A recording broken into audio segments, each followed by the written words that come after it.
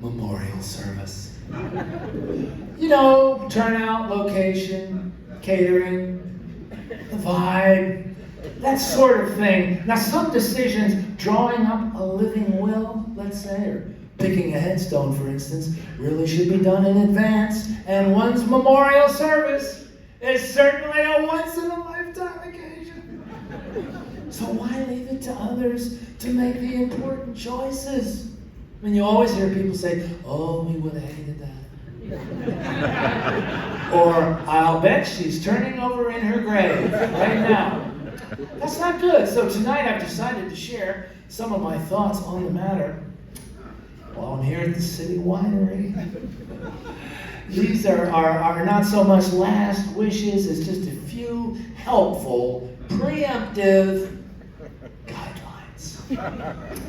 Well, I know they're all pretty busy these days, but I sure hope my kids can come. It's one thing to constantly forget my birthday or disregard umpteen text messages. But it would be a bit weird, kind of ridiculously passive-aggressive for them to just opt out of my memorial service.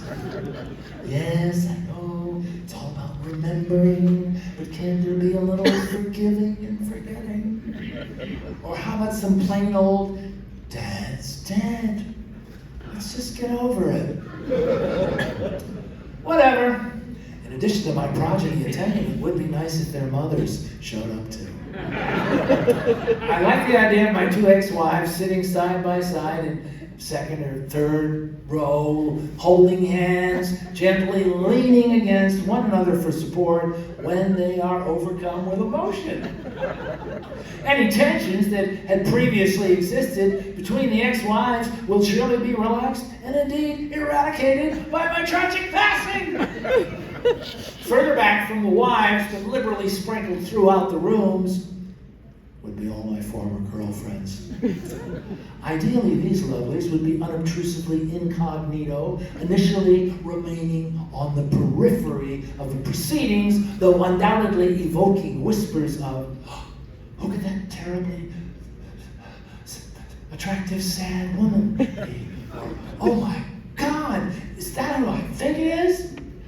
But after the speeches, videos, and songs, when friends and family are standing around, oohing and eyeing the displayed snapshots and photos of my childhood, youth, and vigorous middle age, I imagine my old flames, perhaps emboldened by a glass of wine or two, might approach each other to introduce themselves. This may very well result in hugs, spontaneous expressions of sorrowful solidarity and shared loss. I love the thought of that kind of a tableau, and I sincerely hope that the wives and all the kids are friendly and forgiving toward the sad, repentant homewreckers.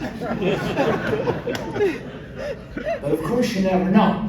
Unfortunately, due to fire regulations and venue capacity, my fans and the general public won't be able to attend the memorial itself, but I expect there will be a throng of stricken mourners gathered outside, circling the building. These, after all, were the people whose lives I touched the most. In addition to songs, poems, and stories, some lovely, unobtrusive music played softly during the service might be nice. That sad movement from Mahler's Fifth Symphony, for instance. Oh, how about the Samuel Barber Adagio that they used at the end of the Elephant Man movie? As for the weather, a light drizzle would be appropriate. Something that will gently complement the sweet melancholy that my memorial will undoubtedly produce. An appropriately low barometric atmosphere for my bereft friends, family, exes, loved ones, and admirers as they leave the service and head homewards to resume their futile, humdrum, and now much emptier existences. Après moi. it.